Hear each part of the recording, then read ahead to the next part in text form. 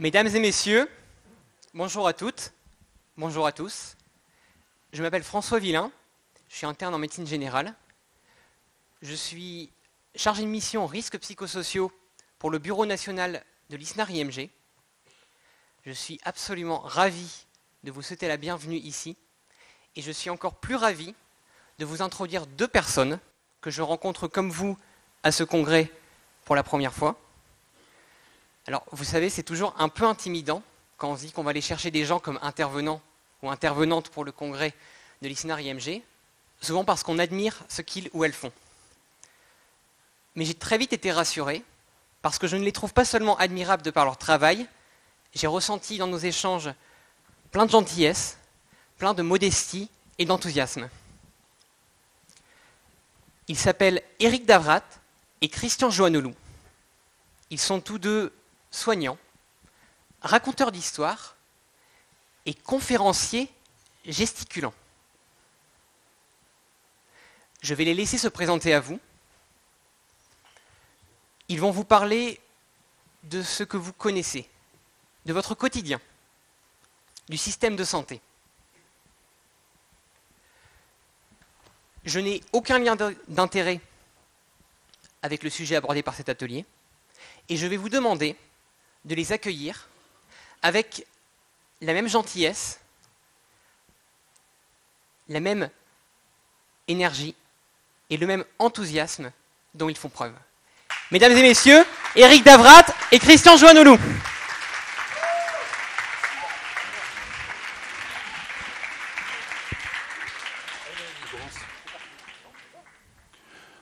Il faut qu'on se présente. Alors, Christian Joannolou, je suis médecin généraliste et urgentiste, et invité par François à ce congrès de l'ISNAR, parce que je suis aussi l'auteur d'une conférence gesticulée qui se nomme « Tant qu'on a la santé », en un seul mot avec un K au milieu, et qui dure 100 minutes.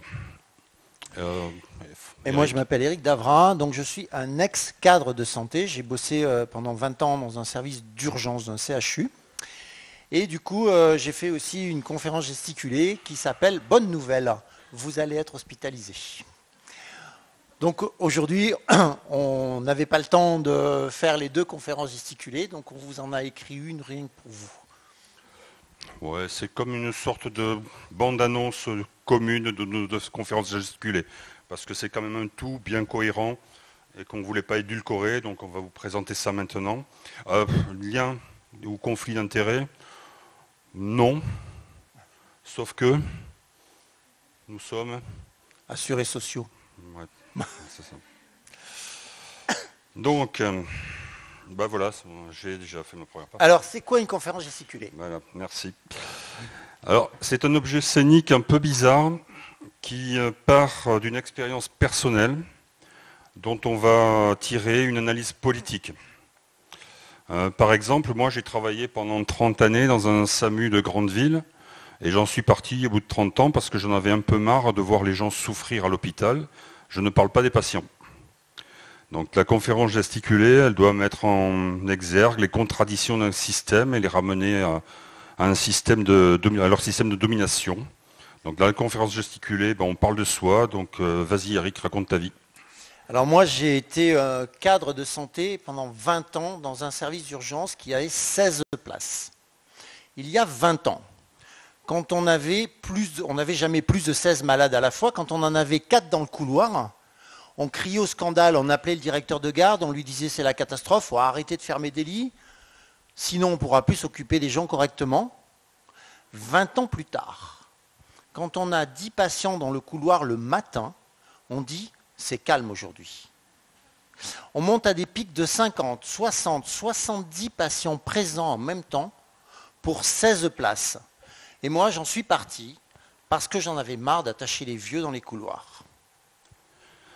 Donc cet objet, la conférence gesticulée, ça cherche donc à expliquer comment on en est arrivé là.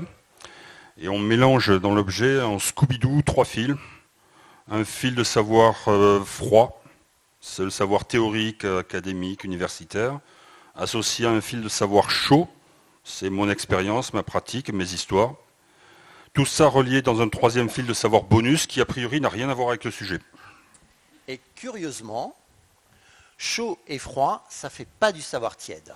Non, si c'est bien fait, ça doit donner un orage avec boum badaboum, des éclairs, des auras, du tonnerre, quoi, qui doit pousser les gens à se mobiliser. Parce que tout se passe comme si on ne comprenait pas vraiment ce qui nous arrive, ce qu'on s'en aperçoive, alors qu'en fait, il suffirait de changer de politique pour que ça aille mieux. Pourtant, si j'écoute les médias, c'est quand même pas compliqué.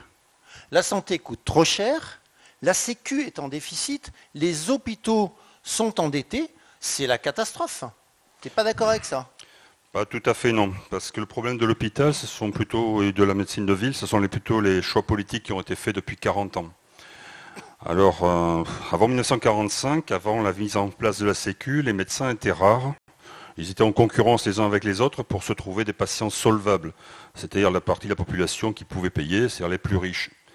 Les plus pauvres avaient une grosse demande de soins, mais ils n'avaient pas les moyens de se soigner. Ou alors c'était très difficile. Et donc ils ont inventé des caisses de solidarité d'abord, puis des mutuelles, puis l'État a inventé les assurances sociales. En unifiant tout ça, tout ce déjà-là préexistant en 1945, c'est la création donc, de ce qu'on appelle le régime général de sécurité sociale, 1946 et suivante. Et tout ça, c'est une super invention. Ouais, la Sécu, un sacré truc. Ambroise Croizat, ministre communiste de Gaulle, imagine qu'on pourrait mettre tous les mois de l'argent dans un pot commun pour faire face à l'infortune, c'est-à-dire pour permettre aux gens qui ne peuvent plus travailler de subsister dignement. On cotiserait selon nos moyens et on recevrait selon nos besoins. Alors, ce fait nouveau dans cet élément, c'est une véritable révolution anthropologique. C'est la nouveauté, c'est que cette assurance maladie, elle est obligatoire. C'est-à-dire que tout le monde doit cotiser. Avant, c'était si on veut, si on peut, s'il y a une mutuelle. Donc, assurance maladie obligatoire, elle est universelle. C'est-à-dire que les bénéficiaires, ce sont tout le monde, et pas seulement les cotisants et leurs ayants droit. Et elle est censée rembourser à 100%, mais ça, ce ne sera jamais obtenu complètement. Donc, une assurance maladie obligatoire, universelle, et qui rembourse. Voilà, ça c'était l'objectif, la nouveauté. Elle est mise en place à l'époque grâce à deux choses. Il y a un ministre, il l'a dit, et puis en bas, à la base, il faut aussi une mobilisation populaire pour l'imposer. À l'époque, c'est un syndicat qui s'appelle la CGT. Alors le paysage, c'est pas comme aujourd'hui. À l'époque, ça allait de tout l'éventail, des communistes jusqu'aux anards. Il y a un peu de tout le monde là-dedans. Et une de ces grosses mobilisations populaires de mettre en place ce régime général de sécurité sociale. Il faut les deux. C'est vrai qu'après la guerre, pendant la guerre, bon nombre de résistants étaient communistes. Du coup, après la guerre, ils ont un grand soutien de la population. Premier aux élections générales. Et puis, ils ont gardé les armes. Alors, ça crée un rapport de force qui fait qu'ils ont pu exiger la mise en place de la sécurité sociale. Et tout le monde était d'accord? Non. Ça s'est fait contre l'avis des gaullistes, du patronat, de l'Église, des mutuelles et des médecins. Il n'y a pas eu d'union nationale, c'est une fable. Pourtant, ce pot commun, qu'est-ce qu'il va payer? Il va payer tout ce qui concerne l'assurance maladie, il va payer tout ce qui concerne les accidents du travail, il va payer tout ce qui concerne les allocations familiales, et puis, il va payer les salaires de retraités. Un truc basé sur la solidarité. Ils ont créé un système qui va protéger tout le monde, cotisant et non cotisant, des accidents de la vie. Cet argent sera géré par ceux qui, à l'époque, produisent la richesse, les travailleurs. Alors cette sécu, elle est attaquée dès le début. Dès 1947 et suivantes, dans les cabarets, les chansonniers ironisaient déjà sur le trou-trou de la sécu. Donc dès le début. On ne parle pas d'acquis sociaux, mais de conquis sociaux, parce que le patronat ne va jamais désarmer pour remettre ça en cause. Ils sont contre par principe. Bon, c'est une idée de gauche de voir tous ces salariés qui gèrent une telle somme d'argent. Ça, c'est insupportable. C'est clair. Et pourtant, la Sécu, c'est une super idée. Et ça roulait au début. Alors ça roulait tellement bien qu'en 1958, le régime général est en tellement bonne santé économique, financière, parce que le taux de cotisation à l'assurance maladie a doublé dans la décennie en question. Et en 1958, il y a la possibilité de financer la création d'un hôpital pour tous, sa mise en place. Pour amener, l'idée, c'est de passer de la médecine anatomo-clinique à une époque biomédicale où on a de nouvelles technologies, radiologie, immuno, endocrino, hémato, néphrologie, etc. L'idée, c'est d'amener toutes ces spécialités jusqu'au lit du malade. Avant, c'était des hospices. Là, maintenant, on va voir des hôpitaux avec toutes ces spécialités. Le corps médical va rechigner. Parce que bon, les médecins vont devenir des médecins à temps plein. Ils étaient à l'hospice le matin, en ville l'après-midi. Là, ils vont être à temps plein à l'hôpital. Et donc, il y aura des blagues de carabin du genre le seul temps plein à l'hôpital, c'est le staphylocoque. Faire de la recherche, qu'est-ce qu'on va rechercher, les dossiers égarés. Enfin bon, donc ils ont renaclé, mais quand même, ça va se faire malgré tout. Et l'impulsion de tout ça, c'est un certain Robert Debré, qui est à l'époque un grand pédiatre. Il va être à l'origine donc la mise en place de ces hôpitaux avec des médecins de temps plein qui vont faire du soin, de l'enseignement, de la recherche. L'intérêt de Robert Debré, c'est qu'il a un fils qui s'appelle Michel, qui est aussi Premier ministre du général de Gaulle en 1958. Ça sert d'avoir un fils Premier ministre. Il va légiférer par ordonnance pour créer ces CHU qui sont adossés à des facultés de médecine.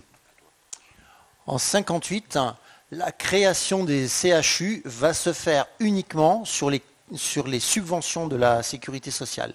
Ça veut dire qu'elle ne va pas emprunter un seul centime sur les marchés financiers.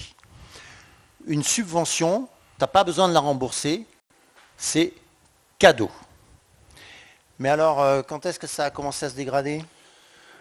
Alors, au départ, quand le régime général de sécurité sociale est mis en place, cette structure est gérée majoritairement par les salariés. Ils représentent 75% des personnes qui dirigent les caisses et 25% des places, c'est pour le patronat. Alors que le patronat en France ne représente pas un quart de la population, mais 75% de salariés, ils ont le pouvoir sur ces caisses. Et le régime a été à l'équilibre pendant très longtemps, pendant plusieurs décennies, avant que l'État ne mette des bâtons dans les roues. Premier coup de boutoir. Non, des bâtons dans les roues. Des bâtons dans les roues ? Ah oui, pourquoi ? L'État va chercher à nuire à la Sécu. Lis ton texte. Oui, la Sécu, à l'époque, lorsqu'elle est créée en 1947, c'est la moitié du budget de l'État. Aujourd'hui, c'est une fois et demie le budget de l'État. Donc c'est une somme énorme, des milliards, donc gérés par les salariés, qui échappent complètement cette somme à la spéculation des milieux financiers. Ils ont les dents un peu qui poussent très vite et qui rayent le parquet. Ils n'en peuvent plus. C'est 470 milliards en 2020, c'est énorme.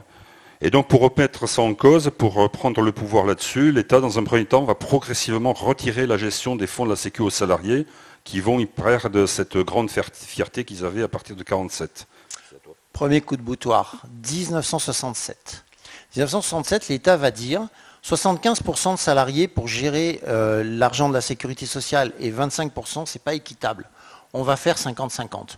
Du coup, les salariés vont perdre la majorité sur la gestion de l'argent de la sécurité sociale.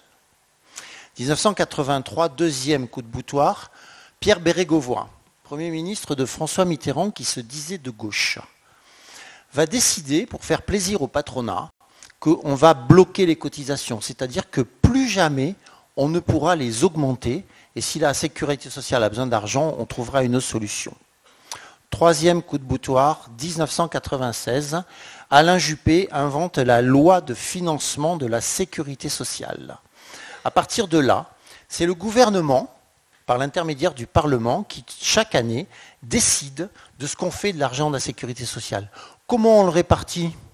On augmente les retraites ou pas ?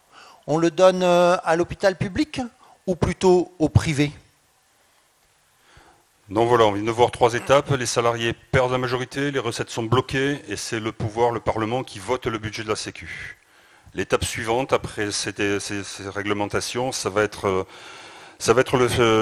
dans un deuxième temps, du fait du sous-financement, le gouvernement oblige la Sécu et les hôpitaux ensuite à emprunter sur les marchés financiers pour satisfaire leurs besoins de financement, au lieu d'augmenter les cotisations ou de prêter sur des fonds d'État. L'État donc a volontairement créé le déficit de la Sécu. Les soignants, à l'époque où j'ai appris la médecine, qui travaillaient pour soigner, aujourd'hui, ça c'était cette époque que nous appelons nous la sociale. L'étape suivante, c'est les décennies où vous avez appris la médecine. Les soignants travaillent plutôt pour rembourser les dettes de leurs directeurs sur les marchés financiers. On va démontrer ça. Ah, c'est le fameux trou de la sécurité sociale.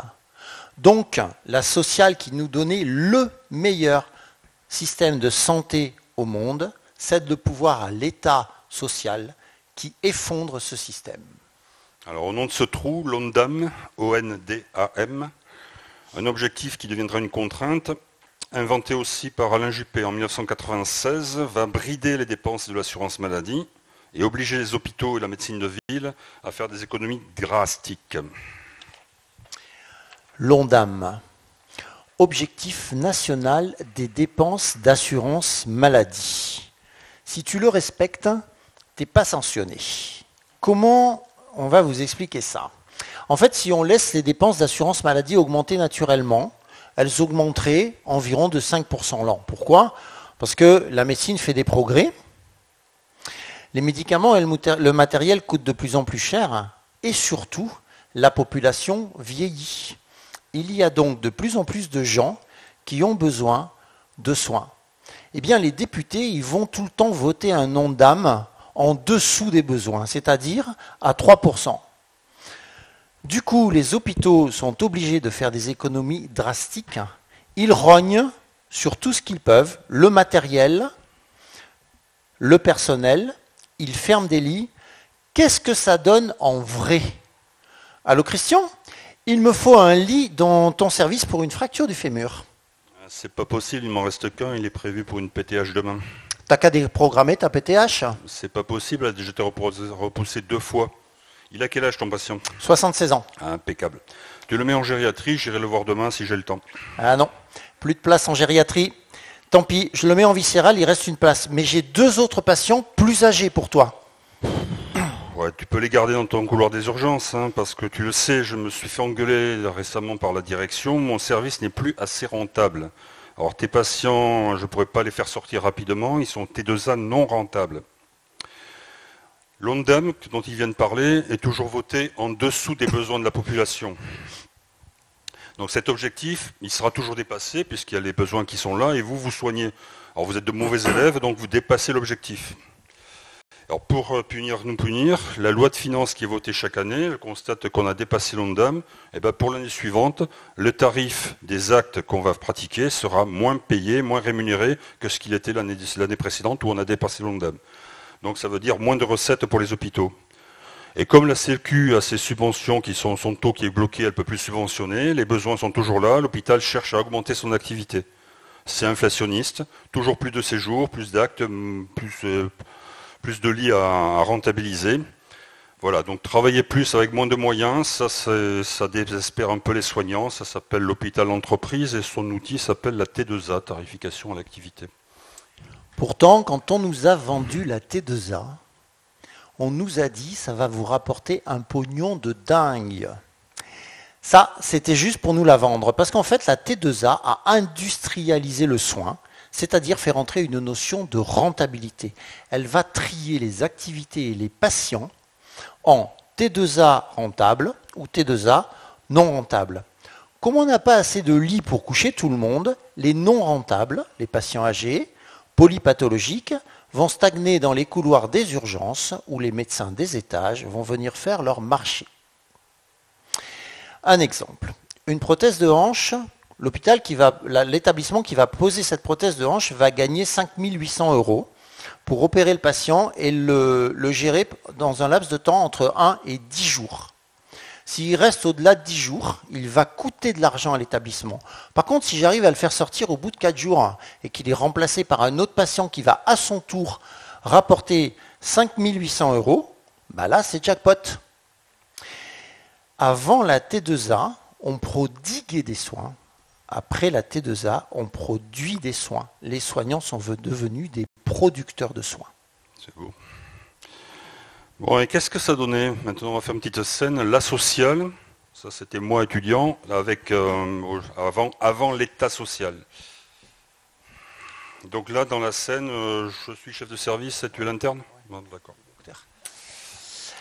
J'ai examiné ce patient. Pour moi, son état est stabilisé. À mon avis, il peut sortir.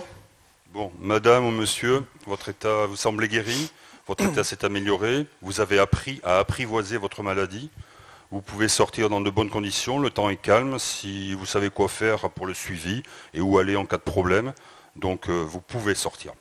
Celui-ci, par contre, ne me paraît pas complètement stabilisé. Ah, monsieur, votre état n'est pas encore complètement guéri, amélioré. On aurait besoin de 2 ou 3 jours de plus d'hospitalisation, donc on va vous garder pour vous stabiliser, que vous puissiez sortir en toute sécurité. La même scène de nos jours, après la T2A. Le chef de service, le cadre administratif de pôle. Monsieur n'est toujours pas guéri, donc on va devoir vous garder 2 ou 3 jours de plus pour essayer d'améliorer votre situation, que vous puissiez sortir en toute sécurité. Voilà, un petit peu de rab d'hospitalisation, et puis on sera... Vous avez bien réfléchi, docteur ? Ce patient a atteint la borne haute.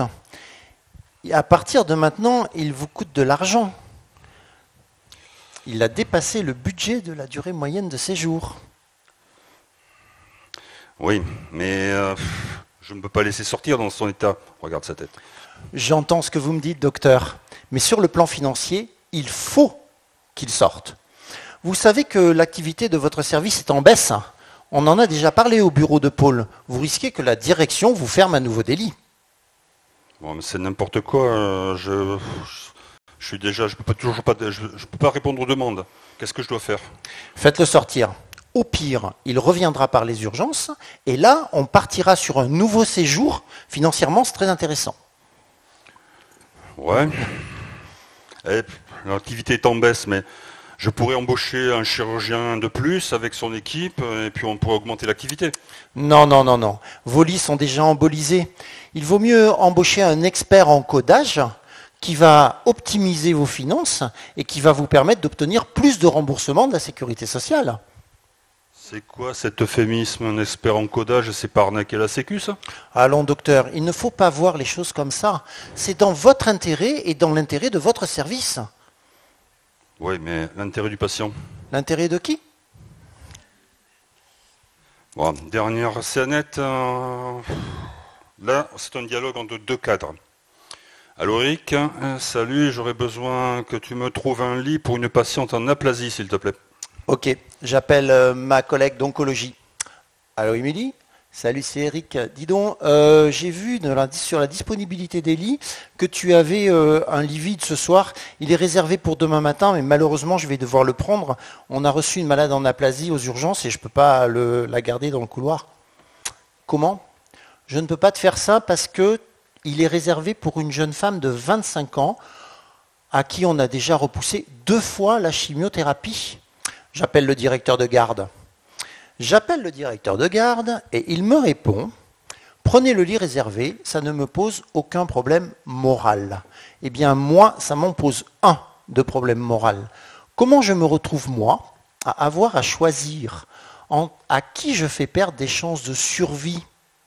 À la dame en aplasie ou à la jeune femme de 25 ans? Je ne sais plus où j'en suis. Il voudrait détruire l'hôpital public. Il voudrait détruire l'hôpital public. Est-ce qu'il s'y prendrait autrement? On n'a pas appris nos textes par cœur. Hein. Désolé. Allez. C'est le but. Alors tu connais un certain Christian Morrison. Alors, ça, pour le public, ça s'écrit avec 2 R et 2 S. Cette personne est l'auteur d'un document qui est paru en 1996. Visible sur Internet. Hein. Ça, c'est le cahier numéro 13 de l'OCDE, Organisation pour le commerce et le développement économique, dont le titre est « De la faisabilité politique de l'ajustement structurel ». On ne comprend pas le titre, c'est fait exprès. Ce texte de 40 pages à peine, hein, et c'est très lisible, explique comment faire quand vous êtes dans un pays où vous avez un service public auquel la population est très attachée, très liée, parce que ce service lui a rendu de très bons services pendant leur vie, il est très efficace. Comment faire pour casser ce service ou en privatiser les activités les plus rentables? une politique un peu libérale, pro-capitaliste, en une phrase et en deux mots, ça pourrait être socialiser les pertes et privatiser les profits. C'est ce qu'explique le texte. Alors, c'est quoi la recette exactement pour casser un service public? Alors il y a plusieurs étapes. Il faut premièrement nommer la chose négativement, la dénigrer. Les médias s'en chargent très bien, par exemple, pour dire du mal des fonctionnaires, des campagnes de médias pour ça. Donc dire nommer négativement, c'est difficile de défendre quelque chose qui a un mot négatif, quoi. Deuxièmement, il faut mettre de la distance entre la population plutôt, et le service. On ferme des sites, on dématérialise les guichets humains, on le rend inaccessible, lointain, donc invisible. Troisièmement, à l'intérieur de la structure, il faut maltraiter les gens qui y travaillent, qu'ils aient l'impression de faire mal leur travail, de ne pas aimer leur travail. Ça donne des gens aigris qui vont rendre de mauvais services. Du coup, la population, ça va mettre encore plus de distance entre la population et ce service. Comme ça, le jour où tu vas le casser, le service, il devra pas se mobiliser pour le défendre. Il ne faut pas non plus aller trop vite et ne pas frapper tout le monde en même temps. Hein, si tu tapes une partie, tu caresses l'autre. Et puis inversement, tu caresses l'autre et tu retapes un ou l'un. Voilà. Enfin, on s'est compris, quoi. Pas tous en même temps, parce qu'ils sont beaucoup plus nombreux que nous. Et le risque, si on tape tout le monde en même temps, c'est qu'ils se révoltent. Parce que l'objectif quand même derrière toute cette politique, c'est de garder l'essentiel, c'est-à-dire le pouvoir. Et il faut absolument faire mener ces réformes en évitant autant que possible émeutes, révoltes ou révolutions, quoi. Donc garder le pouvoir. Donc il y faut du temps, parce qu'ils sont plus nombreux que nous, et donc taper les uns après les autres. Et au bout de tout ça, si tu arrives à dégrader suffisamment ton service public pour que ce soit les usagers ou les gens qui travaillent à l'intérieur qui demandent eux-mêmes leur privatisation, alors là, tu es un champion. C'est exactement ce qui s'est passé avec la Poste, ce qui se passe avec la SNCF, ce qui se passe avec l'EDF et l'hôpital. Je suis effaré. C'est vraiment un choix politique ultra-libéral que de dégrader les services publics. Remarque, ça marche, hein. La population a de plus en plus de mal à se faire soigner, et donc elle croit que c'est de la faute de l'hôpital. De plus en plus de mal à avoir des examens complémentaires, IRM, coloscopie, donc de plus en plus de retard dans les prises en charge, donc de plus en plus de morts. De plus en plus de services d'urgence fermés, de plus en plus de lits fermés. Depuis 20 ans, on a perdu 80 000 lits sur les 460 000 qu'on avait, environ 4 000 par an. 5 700 en 2020, 6 700 en 2022, même pendant la crise sanitaire, donc. D'accord. Et les patients qui n'ont plus accès à ces lits, où est-ce qu'ils vont se retrouver d'après vous? Alors s'ils sont dans les couloirs des urgences en général, et c'est pour ça qu'ils ont mis en place l'appel au 15. Et oui, parce qu'il y avait deux solutions pour désengorger les services d'urgence. Soit on rouvrait des lits, soit on empêchait les malades de venir. Ils ont choisi la deuxième. L'activité des services qui ont mis l'appel au 15 en place a diminué de 20%. Sauf que les patients qui encombrent les urgences, c'est ceux qui sont sur des brancards, donc ceux qui ont besoin d'être hospitalisés. Alors, ils font quoi, les 20% qui sont refoulés? Ils vont dans le privé, ils renoncent aux soins, ou bien ils meurent. L'État suit les conseils de Morrison, tout faire pour dégrader le service rendu à la population pour qu'elle arrive à préférer le secteur privé, établissement et assurance.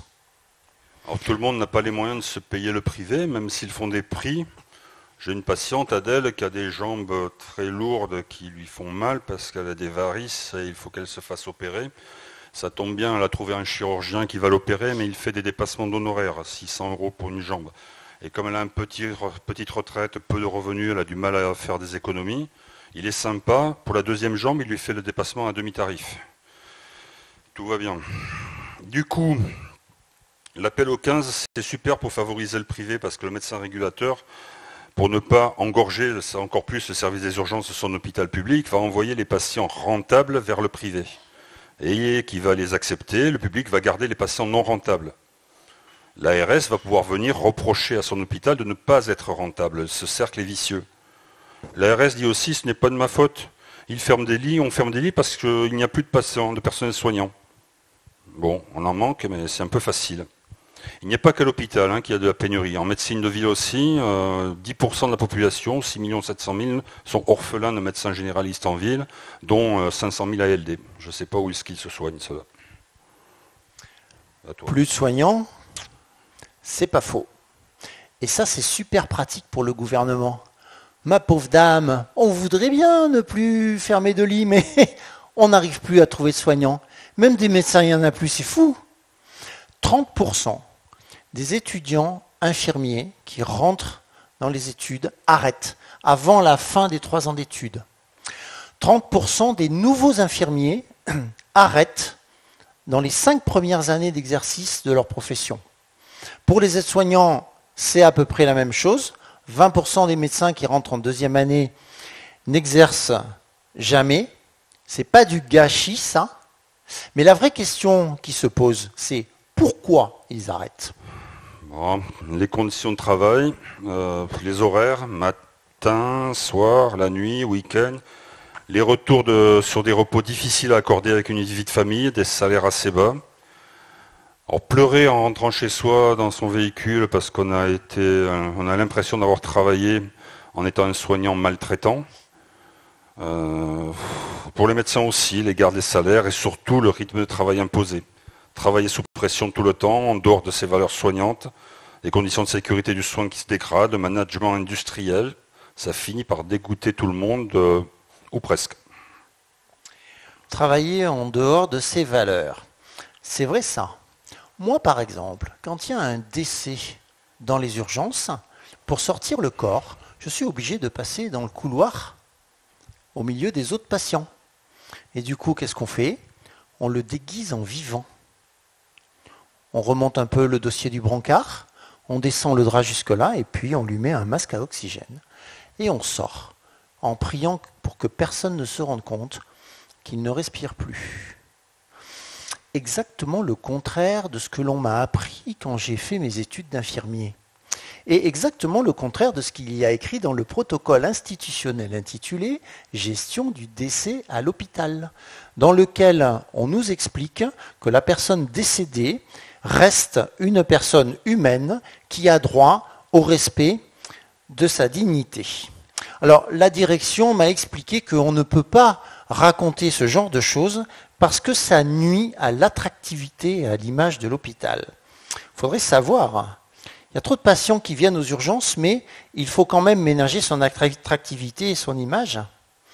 On m'explique qu'en tant que cadre, je dois rester loyal à l'institution. Comment je me retrouve, moi, à avoir à choisir entre 2 loyautés ? Celle à l'institution ou celle au patient ? Et d'ailleurs, l'intérêt de l'institution et celui du patient serait-il différent ? Ça te rend fou. Ouais, il y a la certification aussi qui te rend fou. Ah ouais, la certification. Alors j'ai un copain médecin, il a dit, le bateau coule et on nous demande si la vaisselle est bien faite. Je trouve génial ça.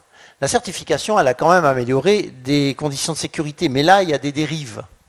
L'HAS va venir vous reprocher de ne pas mettre en place des choses qu'elle ne vous donne pas les moyens de mettre en place. C'est un peu comme Coluche qui disait, dites-nous ce dont vous avez besoin, on vous expliquera comment faire pour vous en passer. J'ai pris un petit exemple, alors je l'avoue, pas tout à fait au hasard, de critères de l'HAS. Le patient bénéficie du respect de son intimité et de sa dignité. Ben ouais. Dans le couloir des urgences, les médecins ou les internes sont obligés d'examiner les patients devant tout le monde. Les patients urinent les uns devant les autres dans des urinaux que les aides-soignantes leur passent parce que les toilettes ne sont pas accessibles. Et l'expert visiteur, il va venir vous mettre une note négative sur ce critère. On voudrait que les soignants jettent l'éponge. Est-ce qu'on s'y prendrait autrement ? Ouais, mais les soignants, ils se laissent faire. Oui, Parce que petit à petit, les administratifs ont pris le pouvoir. Ouais. Alors, en 2007, visite à Bordeaux du président Sarkozy, qui veut nous présenter sa future loi. Ce sera HPST, Hôpital Patient Santé Territoire, avec Madame Bachelot. Et la nouveauté, là, sa grande nouveauté, c'est la phrase qu'on retient de cette visite, c'est que maintenant, à l'hôpital, le seul maître à bord, c'est le directeur. Jusque-là, les hôpitaux étaient dirigés par un conseil d'administration présidé par le maire de la ville où était posé l'hôpital.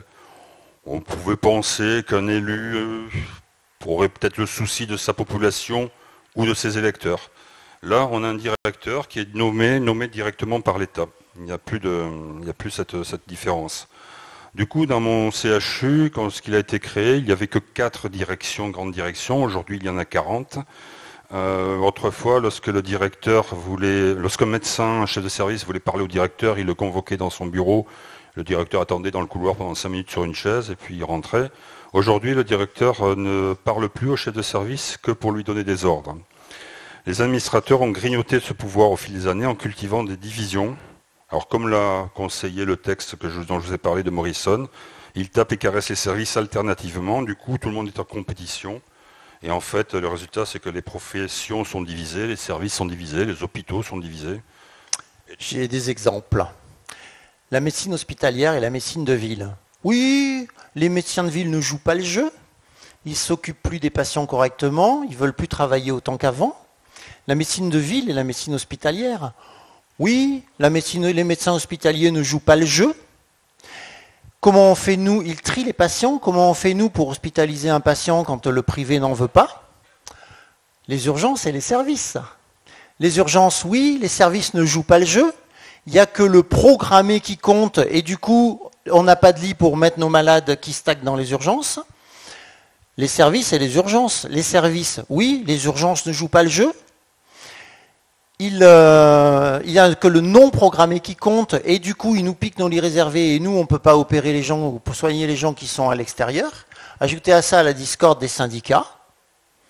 Moi je dis à tous ces gens-là, tant que vous vous disputez, les directions, l'ARS et le gouvernement dorment sur leurs 2 oreilles. Et comment ils sont arrivés à faire ça? La recette à Morrison, 2 R et 2 S. Et la communication qu'ils savent particulièrement bien soigner. La communication, voilà le truc important à soigner pour que tout le monde accepte sans broncher. Alors, par exemple, on a eu François Braun qui nous explique qu'on ne peut plus dire que les services d'urgence sont fermés, mais qu'ils sont à activité régulée. Je te le fais. Tu as glissé, tu as cassé ton poignet. Tu frappes à la porte d'un service d'urgence fermé. Toc, toc, toc. La porte ne s'ouvre pas. Sur la porte, il y a écrit « Rendez-vous à l'hôpital le plus proche, 45 minutes de route, l'hôpital auquel je pense ». Tu as glissé, tu as fracturé ton poignet, tu frappes à la porte d'un service régulé. Toc, toc, toc, la porte ne s'ouvre pas. Sur la porte, il y a marqué « Appelez le 15 », tu appelles le 15 et il te dit « Rendez-vous à l'hôpital le plus proche ». 45 minutes de route, tu vois la différence? Tu ne vois pas la différence hein, parce que tu as le poignet cassé. Mais si tu es dans ton canapé devant ta télévision, tu vois bien que ce n'est pas la même chose un service d'urgence fermé et un service d'urgence régulé. Tu as l'impression que le service d'urgence régulé va te donner une solution sérieuse. Christian, le service des urgences à côté de chez toi sera fermé ce week-end. C'est dégueulasse. On va faire une manif, on va se mobiliser, je vais faire une banderole, il y aura écrit non à la fermeture des urgences. Tu vas voir si ça va fermer, on va empêcher ça. Christian, ouais. Le service des urgences à côté de chez toi sera régulé par le 15 ce week-end. C'est dégueulasse, c'est la même chose. Je vais faire une banderole, une manif, il y aura écrit non à la régulation médicale, mais il n'y aura personne, je vais être tout seul, on va se foutre de moi, quoi. Vous voyez que selon le nom que l'on donne à une même chose, on peut se battre contre elle ou pas. Bon, mais qu'est-ce qu'on peut faire alors? Oh, on est déjà là. Ouais. Alors nous, théoriquement, on voudrait conclure pour essayer de vous redonner de l'espoir contre la résignation, en vous donnant de l'envie et de l'ardeur. pour se battre contre TINA, T-I-N-A, There is no alternative, phrase emblématique de Margaret Thatcher. Parce qu'on pense qu'il n'y a rien qui n'ait été fait, qui ne puisse être défait et refait différemment, et inversement. À Limoges, certains médecins et chefs de service ont viré les experts visiteurs et ils ont boycotté la certification. Des collectifs de défense sont créés un peu partout. Il faut les soutenir. Il y a des collectifs de défense interhôpitaux et des collectifs de défense d'hôpitaux et maternités. À Laval, ils viennent de créer les Gilets Blancs. En 1988, il y a eu des grandes grèves infirmières. 80% des infirmières de France étaient en grève. Ils ont créé une coordination nationale qui a débordé les syndicats. Elles ont vraiment pris le pouvoir. D'ailleurs, c'était génial. Les infirmières ont dit, mais il n'y a pas de raison, on est 80% d'infirmières et 80% d'infirmiers. Et elles ont constaté que dans les cellules qui étaient dans les hôpitaux, les porte-paroles étaient des mecs. Et donc, quand elles se sont rendues compte de ça, elles ont dit interdiction formelle qu'un porte-parole soit un mec. Même les services d'ordre de manifestation étaient réservés aux filles et interdits aux mecs. Ni bonne, ni nonne, ni conne. C'était leur slogan. C'était génial. Les rues de Paris étaient blanches de manifestants et tout. C'était extraordinaire. Les Bretons à Carré.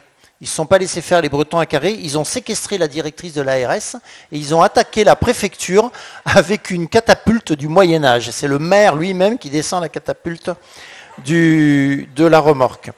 Les professions de santé doivent se fédérer. Alors nous, on n'a pas de programme tout ficelé à vous proposer. Ouais, dommage. Même parce que la tâche est énorme. Mais en fait, on a de l'espoir puisqu'on part en fait de pas de rien, on part d'un déjà là, sur lequel on peut s'appuyer, rebondir et aller plus loin. En France, en 1946, ce sont des choix politiques que nous avons nommés ici la sociale, qui ont construit un des meilleurs systèmes de santé au monde, avec des critères comme longévité de la population, accès aux soins, mortalité périnatale. Ce sont des critères de santé publique. À cette époque, la santé est un droit. 30 ans plus tard, ce sont d'autres choix politiques que nous avons nommés ici l'État social, qui inversent la tendance et aujourd'hui ce système de santé s'effondre. La santé est devenue une marchandise. C'est l'alternative politique. Alors sans se fatiguer, on peut reprendre ce qui a déjà existé et si bien marché, malgré les limites imposées par des attaques incessantes depuis le début. On peut le refaire en mieux, aller plus loin ensemble, imaginer autre chose, plus loin. Mais pour ça, c'est simple. Il suffit de prendre le pouvoir. Alors Croizat, en 1946, ce ministre voulait une sécu aux seules mains des travailleurs, c'est-à-dire ni État ni patron. Et le vote, c'était idéalement, ça devait être une voix par personne. Ça n'a pas été le cas, on l'a expliqué tout à l'heure. C'est eux, ces gens qui cotisent, dont le travail crée les richesses. Ces richesses, une partie est donc cotisée dans ce pot commun qu'est la Sécu pour être redistribuée en fonction des besoins lorsqu'ils sont socialement reconnus. Étant issus de la population pour laquelle est fait le système, ils sont compétents pour savoir quels sont leurs besoins et pour le diriger. Ils peuvent aussi se faire aider par des experts qu'ils se choisissent. Et moi j'aime bien dire que ces experts, ça pourrait être à commencer par des médecins de santé publique. Cette spécialité est la moins enseignée, la plus méprisée, mais aussi, je pense, la plus urgente à développer. La dernière crise sanitaire le prouve peut-être. Pour le financement, le choix politique doit être de débloquer le taux de cotisation sur les salaires. Et ceux-ci doivent être indexés sur l'inflation. Alors vous n'avez pas connu l'époque, mais jusque dans les années 80, les salaires étaient indexés sur les prix. C'est-à-dire les prix, l'inflation, tout augmentait, les salaires suivaient tranquillement. Et taux de cotisation, pareil. Donc taux de cotisation, on vous a dit qu'ils étaient bloqués, ils ont bloqué les salaires. Et du coup, il y a eu une perte de recettes. Et pour commencer, on pourrait décider de commencer par augmenter ce taux dans un premier temps, histoire de rattraper le retard pris depuis le blocage en 1983 par notre camarade Premier ministre Pierre Bérégovoy. Là se trouve le moyen d'avoir pour la Sécu des recettes et un financement des hôpitaux débarrassé de la spéculation financière. On pourrait alors avoir une grande sécu à 100%, c'est-à-dire que dans le paysage, on n'aurait plus besoin d'avoir des mutuelles et des assurances privées. Et les salariés, les personnes qui travaillent dans ces structures pourraient se réinvestir, par exemple, dans la prévention ou l'éducation sanitaire de la population, qui sont deux dimensions totalement assez absentes et pauvres dans notre système de santé, qui est plutôt d'un système de soins, d'ailleurs, pour ça. À l'hôpital aussi, il y a un déjà là. En 2020, pour le premier confinement, qui a pris le pouvoir? Qui a organisé les choses? Le gouvernement, les directions, l'ARS? Non. Ils sont restés à la ramasse. Nous, les soignants, nous, on a été en première ligne. Nous, on a organisé les choses. Nous, on a fait face à la crise. Nous, on a su faire sans se demander combien ça coûte. Et finalement, la sécurité sociale va absorber cette somme énorme très facilement. Vous avez tous l'expérience d'une propriété d'usage de votre outil de travail. On espérait que le monde d'après serait différent et mieux que celui d'avant. Ils sont en train de nous y ramener. Bon, attention, dans l'histoire, si on regarde un peu sur le temps long, les crises sont souvent l'occasion d'un progrès sanitaire. Pas évident. Alors loin de nous, ici, de faire l'apologie des crises, qu'elles soient sanitaires, sociales, politiques, guerrières, demain climatiques, écologiques. Mais cette crise actuelle n'est peut-être pas terminée et nous n'avons pas les balances assez fines pour mesurer l'avenir. Eric et moi, ici, nous n'avons aucune angoisse sanitaire. Le système de santé, l'hôpital est malade, le système s'effondre. Alors d'où cela vient-il? Où veulent-ils nous amener? Qu'est-ce qu'on pourrait faire pour faire autrement? Si le début de l'angoisse peut être défini comme des questions sans réponse, nous soignons cela avec une conférence gesticulée. Ce travail nous a éclairé sur des réponses à ces questions, et peut-être que si tous les soignants de toutes les catégories arrivaient à, parce que c'est possible, hein, vous pouvez le faire, à faire leur conférence gesticulée, peut-être que l'hôpital serait sauvé. En attendant, nous sommes là aussi dans un congrès d'une intersyndicale d'internes en médecine générale. C'est une bonne piste. Le syndicat, c'est un outil pour l'action, mais aussi pour la réflexion et l'analyse. Donc il faut utiliser tous les outils d'éducation populaire. Alors on pourrait parler encore de démocratie sanitaire et savoir ce qu'on met de temps. Il faudrait parler aussi de la médecine générale en ville, un service de santé implicite, alors que l'hôpital est un service de santé explicite. Tout un tas de choses, mais ce sera l'occasion d'autres ateliers. Que faire? Que faire en pratique? Ambroise Croizat, fondateur de la Sécu, disait « Si on ne se bat que pour défendre, on a déjà perdu ». Il existe une coordination nationale des comités de défense des hôpitaux et maternités de proximité, c'est un exemple à suivre. Ici, on est à l'INSAR-MG qui nous accueille. Vous êtes déjà une intersyndicale. Donc syndiquez-vous, unissez-vous. Créer un seul collectif et pas plusieurs collectifs blocs, collectifs urgence. Il faut les rassembler. Associer les autres professions, les autres hôpitaux. Le collectif élargi, c'est le seul moyen. Leur intérêt à eux, c'est de nous diviser. Ne parlez plus aux directeurs, parlez aux ministres. Arrêtez de coopérer. Arrêtez de remplacer les chefs de service qui sont écartés parce qu'ils parlent trop comme à Laval. Arrêtez de vous disputer. Vous leur facilitez les choses. Sortez de la compétition, refusez d'être attractifs. On est tous sur le même bateau, c'est les soignants qui font tourner l'hôpital et le système de santé, pas les administratifs. Arrêtez de croire le contraire. Exigez de savoir pourquoi tel antibiotique coûte très cher et pas seulement combien il coûte. L'hôpital de La Rochelle, par exemple, a 13 millions de déficit. Pourquoi? Parce que son ancien directeur était incompétent? Non. Parce que l'énergie a augmenté, parce que l'État ne compense pas l'augmentation des salaires impliqués par le Ségur, parce que l'ONDAM est systématiquement en dessous des besoins, parce que les hôpitaux sont asphyxiés par les crédits à rembourser, parce que l'État favorise le privé et que l'hôpital public prend en charge les activités et les patients non T2A rentables, parce que la T2A tue l'hôpital. Parce qu'en fait, ces 13 millions qui manquent à l'hôpital de La Rochelle, à quoi elle les dépense, la Sécu? elle les donne en profit financier aux actionnaires de l'industrie pharmaceutique et des banques auxquelles les hôpitaux empruntent sans arrêt sous l'impulsion du gouvernement. Si c'était le seul hôpital en France à être en déficit, on pourrait se poser des questions, mais ils le sont tous. On vous a persuadé que vous ne saviez pas gérer la santé, reprenez le pouvoir. Sans vous, ils ne sont rien, nous avons le choix. Il existe déjà une coordination nationale de défense, des comités de défense des hôpitaux et maternités de proximité. Je ne sais pas si tu l'as dit. Ouais, peut-être. Non. Peut-être pas. Bon, en fait, vous avez toujours le choix politique pour terminer.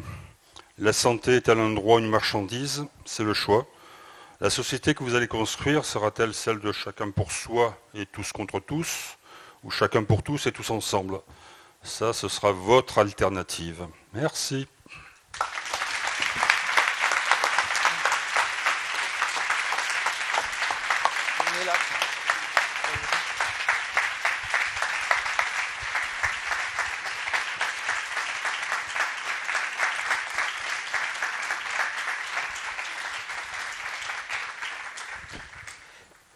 Merci à toutes et tous. On va maintenant passer un temps de questions et de réponses. Il y a Morgane qui est en train de faire circuler un micro dans la salle. Je vous laisse lever la main si il y a des questions qui vous viennent à l'esprit.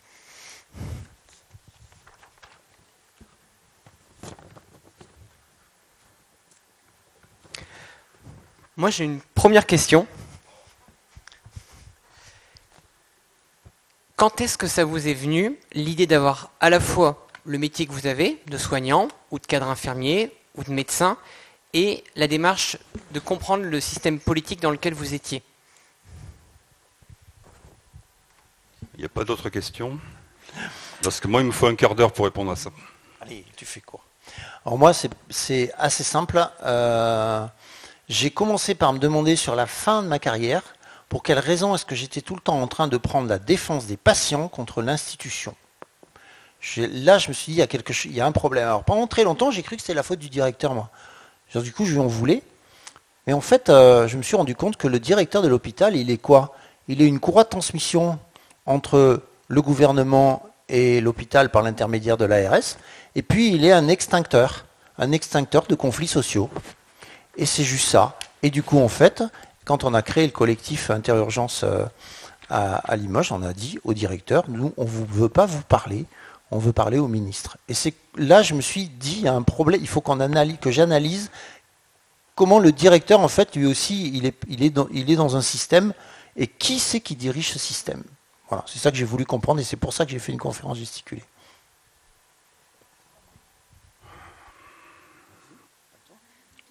Moi, je suis devenu soignant par défaut. Je faisais que des maths et de la physique au lycée. J'ai une famille où il n'y a pas eu, mes parents n'ont pas fait d'études, donc j'avais pas les codes. Et en faisant que des maths et de la physique, je me préparais à faire des classes préparatoires au concours des grandes écoles. Et comme on a tous la même moyenne, 18 ou plus en maths et en physique, et comme j'avais travaillé que ça et pas le reste, j'ai été recalé, donc j'ai cherché un travail où je vois des gens différents tous les jours, où je bouge tous les jours et pas être tout le temps au même endroit, et où je fasse des études qui s'arrêtent jamais, quoi, le plus long possible. Donc médecine, ça cochait à peu près toutes les cases. C'est donc un peu par hasard. J'avais pas les codes, donc c'est pour ça que j'ai atterri en médecine. Et pourquoi je me suis engagé, c'est ça? Aïe. On ne parlait pas politique à la maison. C'est arrivé, je me suis politisé à 15 ans, exactement un jour en classe de seconde. En cours de maths, le prof a commencé son équation en haut à gauche du tableau, il a fini en bas à droite, et puis il y a une erreur. Alors il cherchait vers le milieu du tableau où était l'erreur, et moi je suis au fond de la classe là-bas, à côté de mes deux copains, Didier et Jacques. Didier est fils de prof, petite bourgeoisie locale, et Jacques est fils d'ouvrier. Mais ouvrier, le bas, hein, ses parents, son père est ouvrier, il nettoie, il fait le ménage dans l'usine. Hein. Et Jacques est très politisé, lui. Il milite déjà dans une organisation très très à gauche. Et là, j'ai le prof qui essaie de résoudre son équation pour une oreille, et l'autre oreille, j'écoute les deux autres, quoi.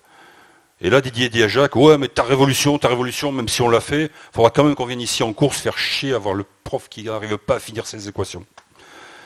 Et là, Jacques lui dit, ouais, mais bon, si on l'a fait, on aura du temps libre pour lire des livres, aller au cinéma, se promener, s'occuper de notre copine, et puis ne rien faire.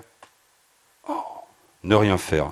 Moi, j'ai eu une éducation catho, la paresse, c'est un péché capital. Je trouvais ça extraordinaire. Je me suis intéressé au discours de Jacques. Et donc, je suis rentré en politique par l'idée d'un droit à la paresse. Voilà. Alors, les 3 suites immédiates, fais gaffe, je suis très loin dans les réponses. 3 suites immédiates. Un dimanche matin, ma mère me réveille pour que j'aille à la messe et je reste au lit. Première réunion politique, je vais au local de la petite organisation de mon copain Jacques, et là il y a 2 potes à lui qui nous font un compte rendu de leurs vacances au Portugal en 4L, parce qu'en avril de cette année-là, il venait d'y avoir à Lisbonne une révolution des œillets. Et le 3e, c'est les filles. Dans cette organisation, les nanas faisaient des groupes femmes. C'est-à-dire qu'elles avaient découvert que lorsqu'elles se réussissaient entre elles, certaines qui avaient un grand wawa ne parlaient moins, et celles qui disaient jamais rien disaient des choses intéressantes. Et qu'il suffisait qu'il y ait un mec dans la réunion pour que ça capote. Et donc elles se réunissaient entre elles, ce sont des féministes qui furent pour moi, pour mon éducation sentimentale, un assez bon antidote à mon éducation viriliste. Mon père était militaire. Voilà, mais il y a encore du boulot. Et donc je me suis politisé avec ça.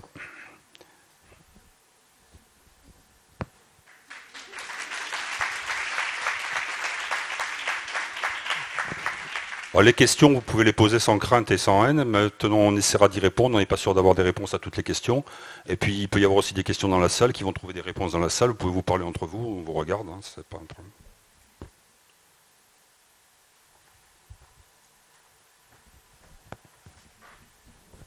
Bonjour, merci beaucoup pour votre intervention, c'était vraiment top. Du coup, Margot, je suis interne à Rennes. Pourquoi je suis à Rennes? Parce que j'ai un proche qui est à l'EHESP. Et je voulais savoir si... Bon, vous avez dit qu'il fallait plutôt s'adresser au ministre, mais est-ce que vous avez déjà envisagé un dialogue avec les gens qui suivent ces écoles-là et ça serait dans leur intérêt quand même de savoir notre point de vue et les points de vue des syndicats par rapport à la place prédominante des administratifs? Alors, les gens qui sont à l'école des directeurs, là, oui, moi j'en connais depuis très longtemps et beaucoup, voilà. Sauf qu'eux, ils sont dans le système. Ils sont dans le système et ils ont le système de l'hôpital, c'est un système extrêmement hiérarchisé. Donc eux, c'est clair, s'ils veulent garder leur poste et bien vivre, il ne faut pas qu'ils fassent de peine au directeur général. C'est clair et net. Ça veut dire que s'ils prennent... moi, je me suis retrouvé, je ne suis que cadre de proximité. Et pourquoi j'ai pu résister? Parce que j'ai jamais voulu devenir cadre supérieur. Parce qu'à partir du moment où tu cherches une promotion, c'est mort. S'il y a un bémol dans ce que tu vas tenir comme discours, ben c'est fini, tu seras jamais promu. Okay, et donc, comme j'ai pas mal résisté, que j'ai même été dans les manifs avec l'équipe et parlé à la télé que les malades étaient en danger et tout ça, moi j'ai été convoqué déjà pour un entretien de recadrage dans le bureau du directeur général. Et là, il m'a expliqué qu'en tant que cadre, je ne peux pas prendre le parti de l'équipe. Sauf que l'intérêt de l'équipe et l'intérêt du patient, parce qu'on ne veut pas entasser les patients dans le couloir des urgences, c'est le même. Donc en tant que cadre, je ne peux pas prendre le parti du patient et de l'équipe contre l'institution. Et tous les directeurs, en fait, alors je ne les blâme pas, parce qu'il y en a plein, on leur donne une machine à faire fonctionner et ils cherchent à faire fonctionner cette machine-là. J'ai ma dernière DRH, là, je lui explique, alors elle sort de l'école en question, là, et je lui explique tout ce que je suis en train de vous dire, là. C'est pourquoi ils cherchent à tuer la Sécu, donc ils tuent l'hôpital public. On est à la photocopieuse, c'est pas dans une réunion. Et elle me répond, je ne veux pas croire ce que vous êtes en train de me dire, sinon je sers à quoi moi? Donc ils font fonctionner le système, quoi qu'il en soit. Même eux, il y en a plein qui ne se posent pas ces questions-là. De pourquoi la Sécu, pourquoi l'hôpital est en déficit, pourquoi le gouvernement les a mis, l'État les a mis dans cette situation volontairement. Allez, je la fais, oui, celle-là, je l'aime bien. Il y a le président de la Fédération hospitalière de France, le truc public là, qui en 2014 a expliqué que face à la carence des pouvoirs publics, les sommes empruntées par les hôpitaux allaient hypothéquer la qualité des soins. Je fais un peu court. Ok, tout est dedans. La carence des pouvoirs publics, c'est-à-dire qu'il y aurait eu d'autres solutions que les emprunts sur les marchés financiers. Ça va hypothéquer la qualité des soins, ça va obliger les hôpitaux à soigner les gens moins bien. En 2014, ils tirent ce signal d'alarme là, d'accord? Ce gars s'appelle Frédéric Valtou. Et donc du coup, là j'ai commencé à l'entendre parler, il me semble que le Frédéric Valtou 2024 n'est plus d'accord avec le Frédéric Valtou 2014. Voilà. Donc ils sont dans un système qu'ils cherchent à faire fonctionner et la plupart ne se posent pas la question de où est-ce qu'on va, en fait. Voilà. Ça va, ça répond à ta question.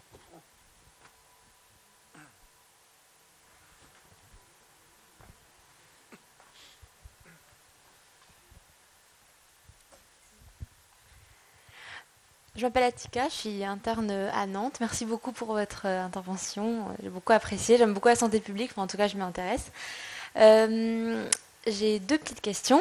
La première, c'est sur le fait que vous avez fini sur une note optimiste sur le fait qu'on pouvait passer outre la politisation du système de santé et que c'était un peu la manière d'un retour en arrière et vers le meilleur.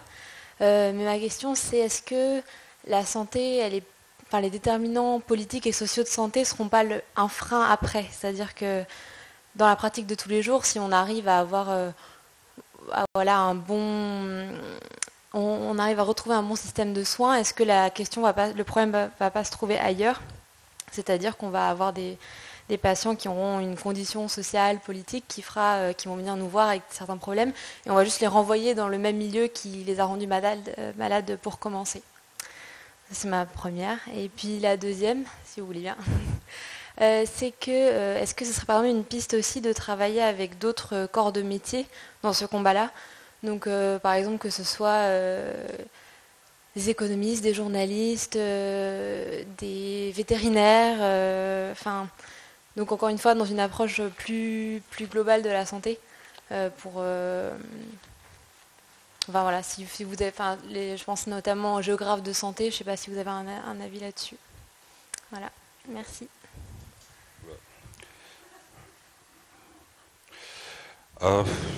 Oui, tu as raison. Enfin, on se dit tu, on se dit vous, je ne sais plus. Ici. On se dit tu. C'est très bien. Moi, j'ai cité dans l'intervention tout à l'heure un certain Robert Debré. Il était contre un truc dont j'ai parlé aussi, à un moment donné, c'est les dépassements d'honoraires et le secteur privé à l'hôpital.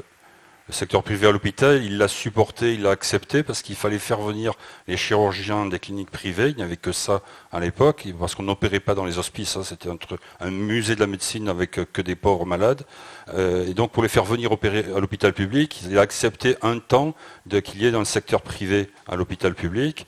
Et ça devait être temporaire, puis c'est devenu pérenne, et maintenant ça se développe. Donc Robert Debré, lorsqu'il a impulsé la création des CHU, il a dit ça, après son boulot, il a dit cette phrase: ce que j'ai fait avec la biologie, vous devez le faire avec la santé publique, en travaillant avec des économistes, des sociologues, des psychologues et des statisticiens. Point de suspension. Donc c'est quand même beaucoup plus vaste. On n'est pas arrivé. Hein. De toute façon, on pourrait reprendre l'histoire de l'évolution du système de santé au fil des ans et au fil des crises politiques. Il y a des avancées, mais il y a aussi des contreparties, c'est toujours des négociations et des compromis qu'il faut faire. Dans la première partie, le déjà là, ben oui, moi je pars d'un truc parce que je suis un peu feignant, et le déjà là, j'aime bien partir d'un truc qui a déjà marché, et qui a été amputé parce que c'était, voilà, il y a le compromis, toujours pareil. Et donc il a fallu céder sur certains points, quoi. On peut partir de ça, le développer. C'est développable dans d'autres secteurs que la santé. Il y a des gens qui réfléchissent aujourd'hui pour mettre en sécurité sociale d'autres aspects de notre vie que la santé. Une sécurité sociale de l'alimentation. J'ai vu qu'ici, vous aviez un gros souci par rapport à comment est-ce qu'on mange, est-ce qu'on ne gaspille pas, etc.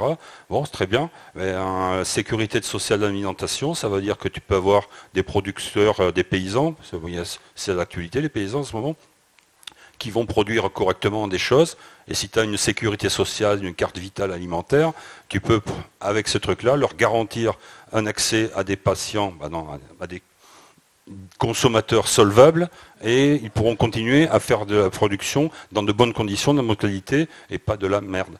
Et nous, quand on est conventionné avec la sécurité sociale, on est soumis à des règles de tarifs et à des règles éthiques. Donc on est obligé, on est censé aussi, dans l'échange de cette sécurité sociale qui solvabilise les pauvres et donc nous permet d'avoir des patients solvables et d'assurer nos honoraires, on est censé en contrepartie d'offrir une qualité de soins et de respecter les honoraires. Donc il y a d'autres domaines dans lesquels ce système peut être aussi inspirant pour d'autres aspects de la vie. Je parle d'alimentation, mais ça peut être pareil pour l'accès à l'eau, l'accès à l'énergie, l'accès au transport, l'accès aux loisirs, etc. Enfin, bon, les gens qui réfléchissent déjà à faire des propositions politiques dans cette direction-là. Qu'est-ce qu'il y avait d'autre dans ta question? Je ne sais plus. Je crois que j'ai à peu près répondu ou il manque quelque chose? Non, bah, ça, vous avez apporté pas mal d'éléments. Ouais, merci.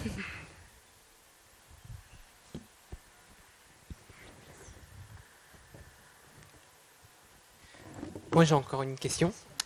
Tout à l'heure, vous parlez de la manière dont vous avez aussi pris conscience de tournure de phrases. Et dans votre vie de tous les jours, est-ce que le langage que vous utilisez, ça joue? C'est-à-dire les mots qu'on utilise dans la manière dont on conceptualise les choses qu'on veut mettre en lutte? Eh bien oui. Et là, c'est bien ce qu'on appelle la novlangue, hein. En fait, on croit qu'on pense les choses et qu'on met des mots dessus, mais en fait, non. On nous donne les mots tels qu'on veut qu'on pense les choses. Alors, par exemple, dans l'hôpital, on y est confronté tout le temps, hein. On avait retrouvé dans une lettre qui avait été faite par un PCME, un président de la commission médicale d'établissement. Je vous la lis, enfin juste une phrase, hein. Un nouveau pacte de gestion porteur d'une ambition à long terme qui repose sur des orientations stratégiques claires, favorisées par un desserrement de la contrainte financière exogène. Le truc qui veut rien dire. Ça veut rien dire, mais ça sert à quelque chose, ça fait passer tous les gens qui écoutent ce truc pour des incultes. Parce qu'ils se disent, bah, ça doit dire quelque chose, mais c'est juste que j'y comprends rien. Okay ? Et si vous regardez, moi, au fil de ma carrière, on a changé des noms. Et c'est toujours intéressant de se demander pourquoi on a changé ce nom. Par exemple, un service de soins, ça ne s'appelle plus comme ça dans l'hôpital. Ça s'appelle une unité fonctionnelle. On a retiré le mot service. Ce n'est pas innocent. Un chef de service, ça ne s'appelle plus un chef de service. Ça s'appelle un chef de service dans le langage courant, mais dans les papiers donnés par la direction, ça s'appelle un responsable d'unité. Alors pour moi, qu'est-ce que ça fait? Alors après, on a chacun notre interprétation, mais pour moi, un chef, c'est le gars qui commande. Par contre, un responsable, c'est celui qui rend des comptes. Vous voyez que ce n'est pas du tout la même chose. Et qu'il en a été parlé ce matin dans l'atelier sur le racisme, là, c'est très intéressant là-dessus, ils en ont parlé de ça. On est infiltré par ces mots qu'on nous donne pour penser les choses d'une certaine manière. Alors vous avez vu urgence fermée, urgence régulée, c'est clair. Là, c'est pourquoi on dit régulé. Là, dans le journal Ouest France qui commente le carré, là j'ai dit qu'ils avaient séquestré la directrice de l'ARS, eh bien dans le journal, je ne suis même pas sûr que le journaliste soit conscient de ça, il écrit que ça a été fait par des gens qui sont contre la régulation des urgences. Vous vous rendez compte que la culpabilité change de camp là? Si vous êtes contre la fermeture des urgences, c'est louable, tout le monde va dire, bah ouais, ils ont raison. Vous êtes contre la régulation, enfin ça va pas quoi, c'est qui ces anarchistes là? Vous voyez qu'on ne nous présente pas les choses comme ça. Et donc ça c'est très important de réfléchir à, quand on change un nom, pour quelles raisons est-ce qu'ils l'ont changé, qu'est-ce qu'ils veulent nous faire penser. Alors on ne dit plus capitalisme, hein, on est d'accord, on dit économie de marché ou néolibéralisme. Parce que capitalisme, ça rédit tout le monde. On dit développement durable. On ne dit pas profit financier, on dit dividende ou résultat net. Vous voyez que ce n'est pas du tout la même chose, on est d'accord. On ne dit pas souffrance de vie, on ne dit pas souffrance au travail. On dit qualité de vie au travail perfectible. Mais oui, j'ai fait cadre quand même, il ne faut pas déconner, je le sais quand même. Voilà, donc on ne dit pas ménage, on dit bio-nettoyage, on dit plus subordonné, on dit collaborateur. Okay, accès à acteurs de terrain, voilà. Voilà comment on nous fait penser les choses. Moi j'aime beaucoup cette question. C'est important le langage, parce que c'est vraiment l'arme des gens qui veulent la peau de ce système, quoi. On a parlé hôpital-entreprise, vous ne nous avez pas questionné là-dessus, mais le langage, c'est lorsque vous parlez une langue que les autres partenaires sociaux ne maîtrisent pas, vous les infantilisez, vous les rendez méprisables, ils se sentent mal à l'aise et vous avez leur ascendant, le pouvoir sur eux. Mais et puis les mots, c'est les mots de l'entreprise. À l'hôpital, on ne dit plus chambre d'hôpital, on dit hôtellerie, on ne dit plus batterie biomédicale, on dit fourniture, on ne dit plus médecin, infirmier, brancardier, on dit, comme tu l'as dit tout à l'heure, producteur de soins, on ne dit plus patient, on dit client. Client. Eh oui, c'est un hôpital entreprise, il faut des clients. Moi, j'ai une histoire avec une patiente qui, un jour, était malheureuse, elle souffre, elle est fatiguée, elle élève seule son gamin, elle a du mal parce qu'elle va être licenciée, puis elle me dit, ça aussi les mots, elle me dit, docteur, vous savez, mon patron m'a licencié parce qu'il payait trop de charges. Et là, j'ai envie de pleurer. Alors, j'ai pas envie de pleurer parce qu'elle est malheureuse, qu'elle est faible, qu'elle est en difficulté financière, j'en vois plusieurs par jour comme ça. Mais là, j'ai envie de pleurer parce qu'elle a employé un mot qui est le mot de son employeur. Il parle de ses charges. Vous avez entendu ce mot, on l'entend dans les télés régulièrement. Les charges, ils ont trouvé mieux pour qualifier ce truc-là. Ils parlent de prélèvement obligatoire. Ça donne pas envie, c'est fait exprès. De quoi parle-t-on là? On parle des cotisations sociales. C'est-à-dire de ce qui va permettre d'alimenter la sécurité sociale et de financer l'accès aux soins et de financer les hôpitaux, de financer les salaires de gens comme Eric. Et donc voilà, si vous voulez, les mots sont importants. Quand on parle de charges, ça donne pas envie. Pour moi, les cotisations sociales, c'est ce qu'il y a de plus beau en France. Donc voilà. Un autre type de mot que vous entendez aussi, c'est État-providence. Alors ici, nous deux, on dit un peu de mal, vous avez un peu compris pourquoi, de l'État social, parce que c'est l'outil qui a permis de renverser la vapeur et de déposséder les salariés de cette manne, de cet argent qui était déversé dans la Sécu. Mais même si c'est un outil utile à nos adversaires, ils appellent ça quand même État-providence. Alors il faut savoir que c'est ni l'État ne produit pas de richesse. L'État ramasse ses impôts, une fois qu'ils ont payé la justice, l'armée et la police, ils font des services publics pour rendre des services au public. Donc ils ne créent pas des richesses, c'est pas quelque chose qui non plus tombe du ciel, heureusement, c'est pas la providence qui y pourvoit. Et donc ce n'est pas ni l'État ni la providence, ce sont des cotisations sociales. Alors quand ils parlent de charges ou autres, souvent dans les réunions, votre DRH, votre directeur, va parler de ces charges. Il faut le corriger. Ce ne sont pas des charges, ce sont des cotisations sociales. Oui, mais moi, je dis charge parce que tout le monde dit charge. Mais vous dites tout le monde dit charge parce que vous leur parlez de charge. Et vous pouvez leur dire que vous leur parlez, si vous leur parlez en français juridique, c'est-à-dire que vous pouvez mettre votre directeur, votre DRH au défi de lire le code du travail, le code de la santé publique de A à Z. Il n'y a jamais écrit le mot charge dedans. Jamais. Ce qui est répété à longueur de page, c'est cotisation sociale. Mais c'est de la propagande, ce sont des mots du système. Et puis il faudrait parler du mot attractif aussi. Oui, une question là? Ouais. Excusez-moi, j'avais une question rapide. Je suis là.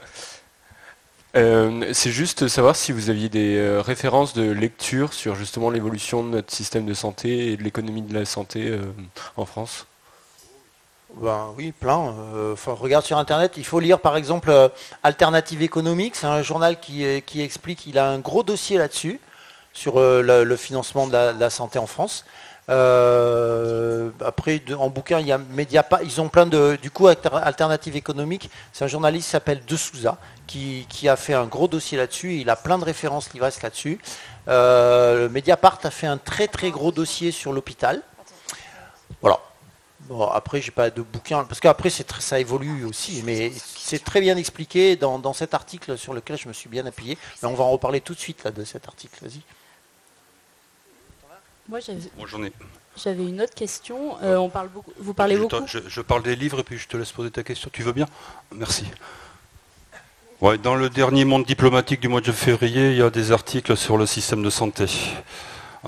Moi, je suis un médecin généraliste qui essaie de lire de A à Z, mais j'y arrive pas, uniquement 2 revues.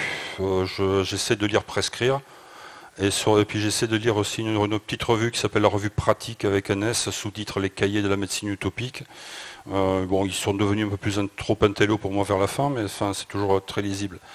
Sinon, pour la médecine de ville, les auteurs que j'aime bien, qui en parlent assez bien, c'est un que vous connaissez à l'ISNAR qui s'appelle Martin Winkler, et un autre auteur qui est un médecin généraliste aussi comme vous, qui s'appelle Christian Lehmann, qui a écrit à son époque Patient si vous savez et Les Fossoyeurs, qui sont des livres qui datent un peu mais qui racontent des choses toujours présentes. Pour ce qui est de l'hôpital, il y a un auteur dont je me sers aussi moi, qui s'appelle André Grimaldi, qui est un professeur de diabétologie à la retraite, qui a écrit plusieurs bouquins sur la défense de l'hôpital public. Et sur la question de la sécurité sociale, je me suis servi d'un auteur qui s'appelle Nicolas da Silva, qui en 2022 a écrit La bataille de la Sécu. Et la préface est faite par un certain Bernard Friot, qui est un économiste, historien de la Sécu, et qui est à l'origine des idées de la réponse à la question que j'ai faite par là sur la mise en sécurité sociale d'autres aspects de notre vie, quoi. Voilà. Vas-y. Vas-y, ta question. Moi, ma question, c'était, on parlait beaucoup de se coordonner entre les différents professionnels de santé, mais ça serait comment on pourrait faire pour informer surtout les patients en fait, de ce qui se passe, qui sont quand même les premiers concernés et un peu qui rejoignent la lutte aussi. Parce oui, que il faut les informer. Il faut savoir que, comment dire, on a essayé de les mobiliser, mais eux, ils ont tellement peur. On les a tellement persuadés eux aussi que c'était comme ça et que c'est la faute à pas de chance et qu'on n'avait pas le choix, qu'ils n'osent pas ils n'osent pas se joindre, ils n'osent pas soutenir les soignants. Il faut que ça reparte des soignants, que les soignants se fédèrent, parce que les patients, maintenant ils ont la trouille. Quand ils ont un médecin, ils sont tellement contents qu'ils n'osent surtout pas remettre quoi que ce soit en cause. On leur a appris que c'était comme ça, que c'était pas de chance. Les médias sont terriblement forts là-dessus. Par exemple, je lisais un article de Libération là, et il y a écrit en gros gouffre, en rouge. En 2024, l'embellie pour la sécurité sociale est terminée. Et là, est-ce que vous avez une idée du déficit de la sécurité sociale l'année dernière? Qui a une idée? Personne. 8 milliards d'euros. Est-ce que c'est beaucoup? Eh bien non. Tout le monde dit « Oh, 8 milliards d'euros, c'est énorme !» Et puis en plus, il y a écrit dans l'article que le Covid a coûté 40 milliards d'euros. La sécurité sociale, l'année dernière, elle a gagné 570 milliards d'euros. Donc si j'ai 8 000 euros de déficit, mais que je gagne 570 000 euros par mois, il n'y a pas le feu au lac. La dette de la sécurité sociale, vous avez l'impression qu'elle sera finie de rembourser quand ? Je pose la question à un soignant une fois, il me dit « Oh là là, pouh !» Ouais, 2030, elle sera finie de rembourser. La dette qui a été contractée en 2008, elle sera finie de rembourser en 2030 parce qu'on vient d'y rajouter les 40 milliards du Covid. Sinon, en 2025, c'était terminé. Moi, je veux que comme je suis énervé avec ça, je ne veux pas que vous repartiez calme, je veux que vous repartiez énervé aussi. La Sécu, depuis 2008, on a donné 70 milliards d'intérêts aux actionnaires. 70 milliards d'intérêts. Les milliards de la sécurité sociale, ils font saliver la totalité des actionnaires du monde entier. Ces milliards de la sécurité sociale. Est-ce que le Sovaldi, ça vous dit quelque chose? Un antiviral contre l'hépatite, ok? Prix de vente pour un traitement, 41 000 euros. D'accord? Coût de fabrication, 75 euros. Oui, oui, vous avez bien entendu. Et donc, cet argent public, il est détourné par l'industrie pharmautique, par les actionnaires de toutes les banques qui ont prêté. Cet argent, ils ne peuvent pas supporter que ça revienne dans le public. Ils veulent que ça revienne dans leur poche. J'espère que je vous ai bien énervé là. On va prendre une dernière question, car comme vous l'avez entendu, le temps tourne. Donc, une dernière question, et après je vous inviterai à rejoindre le hall 4 pour... Oui.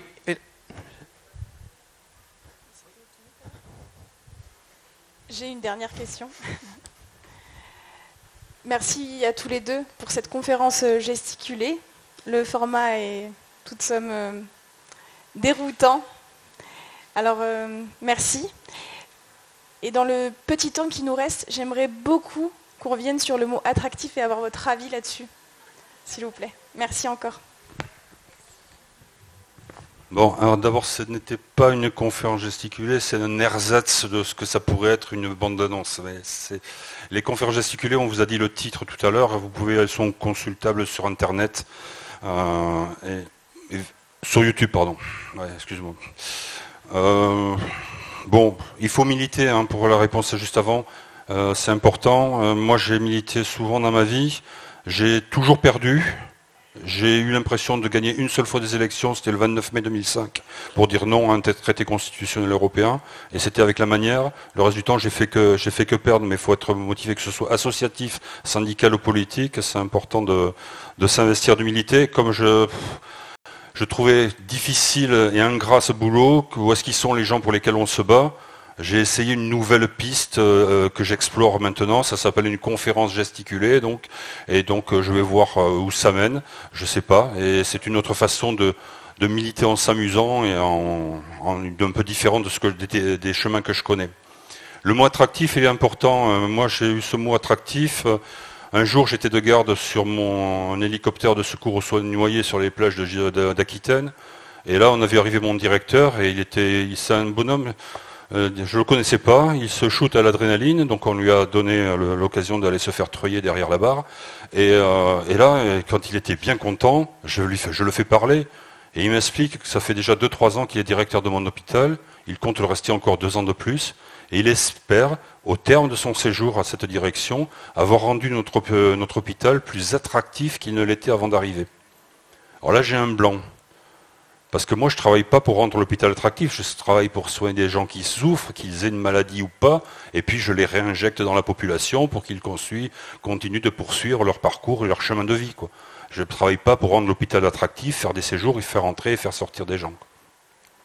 Attractif, c'est un mot terrible. Je me suis retrouvé dans une réunion comme celle-ci, avec un public, à la mettre d'un comité de défense des hôpitaux de proximité, parce que dans les Hautes-Pyrénées, ils vont fermer l'hôpital de Tarbes, ils vont fermer l'hôpital de Lourdes et construire à mi-chemin un hôpital tout neuf, ambulatoire, avec à la clé des fermetures de lits et de personnel. Alors ce sera magnifique.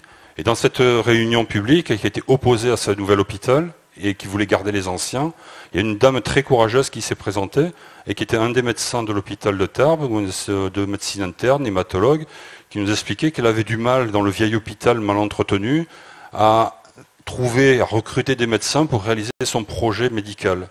Et elle espérait que le nouvel hôpital serait attractif. Attractif, ce sont les mots de son directeur. Et attractif, ce que je lui réponds, c'est que ça veut dire quoi?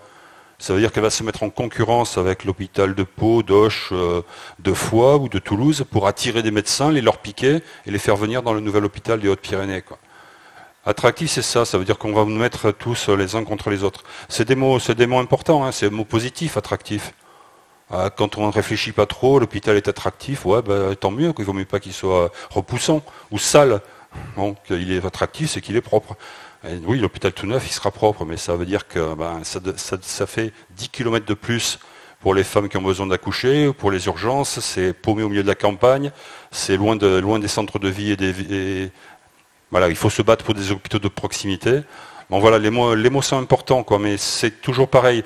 On n'a pas le temps de vous faire vraiment un atelier de désintoxication de la langue de bois. Ça serait l'occasion d'un atelier autre, une autre fois. Mais ça existe, ce genre d'atelier. Et on reprend les mots de la propagande, et puis on les déconstruit, et puis on essaie de voir pourquoi ça nous en... Merci.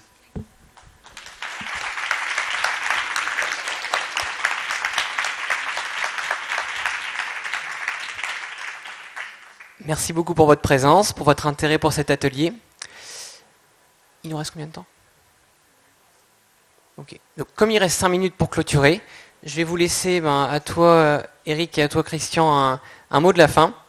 Et ensuite, je vous inviterai à vous rendre dans la plénière pour un dernier flash actu qui sera consacré à la 4e année. Pour conclure, donc, pour moi, allez voir ces conférences gesticulées. Pour moi, c'est un outil de mobilisation qui est assez intéressant. Et pour quand même revenir sur le mot attractif, si vous regardez comment ils utilisent le langage, leur terreur, je vous le dis, c'est que les gens se rassemblent. Ils n'ont de cesse que de nous mettre en compétition. Leur terreur, c'est que les gens se rassemblent. C'est vous qui êtes soignant, c'est vous qui allez être médecin, en ville, à l'hôpital, c'est vous qui allez avoir les patients devant vous. Ne les laissez pas se mettre entre vous et les patients. Attention, nous sommes manipulés. Voilà, merci. Moi,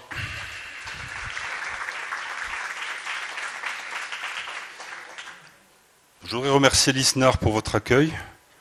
On avait le trac avant de venir, parce qu'on ne vous connaissait pas. Et c'est une agréable découverte parce qu'on s'est rendu compte qu'on ne s'était pas trompé de congrès. Voilà, ça c'est une première chose. On a fait de belles rencontres. C'est pas terminé, je crois. Et je voudrais rajouter un mot à la question de Zainab. C'est que lorsqu'on est arrivé dans votre congrès, on a fait un peu le tour pour voir un peu. Et le mot attractif, il suffit de faire 50 mètres. Et vous avez mis en concurrence différentes villes, différentes régions, différents départements qui vous expliquent chacun qu'ils soignent les internes en médecine générale mieux que leurs voisins. Ils sont en concurrence les uns contre les autres parce qu'on a aussi fabriqué, vous êtes une espèce en pénurie, en manque. Alors j'ai pas le temps d'expliquer pourquoi c'est grave d'être en pénurie et en manque, c'est une façon de vous mettre au pas. On n'a pas eu le temps de parler des ROSP et du paiement à l'indice. Quand vous soignez les indices, vous sélectionnez les patients qui vont augmenter les indices. Tout ça, j'ai pas le temps de le dire. Il faudra qu'on en reparle un jour. Mais voilà, attractif, vous faites 50 mètres et vous allez voir l'attractivité, la concurrence des uns contre les autres. Alors que s'il n'y avait pas de pénurie de médecins, ils pourraient marcher ensemble et puis réfléchir à comment on améliore le niveau de santé de la population en améliorant le système. Mais on ne part pas de rien, c'est ça qui est important à retenir et qu'on peut toujours mieux faire. Et puis merci pour votre accueil.